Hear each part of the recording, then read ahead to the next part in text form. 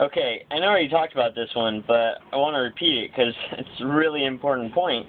And that's about the burden of proof. The author and all the people he's interviewing, just throughout this book, over and over, they'll say something like, how can you possibly explain why in a short period of time, not just one Jew, but an entire community of at least 10,000 Jews were willing to give up these 5 key practices, blah, blah, blah. Or, how can you possibly explain why Paul was converted? Or, how can you possibly explain why all these apostles went to their death? Or, how can you possibly explain why there wasn't a body in the tomb? I don't have to explain anything. Believers have the burden of proof. That's how the burden of proof works. If you believe something and you want to convince other people that your belief is true, then the burden is on you to provide some evidence or a good argument, preferably both.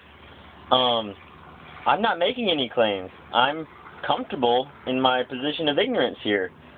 I don't know what happened 2,000 years ago.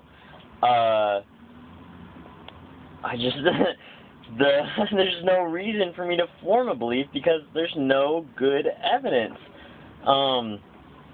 3 or 4 people writing something down a couple hundred years after the supposed events is not enough for me to form a belief, one way or the other.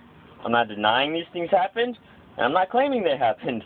I'm in a position of ignorance, and there's not good enough evidence for me to claim somebody's God. So I'm just going to sit here and keep saying, I don't know what happened 2,000 years ago. It doesn't really matter.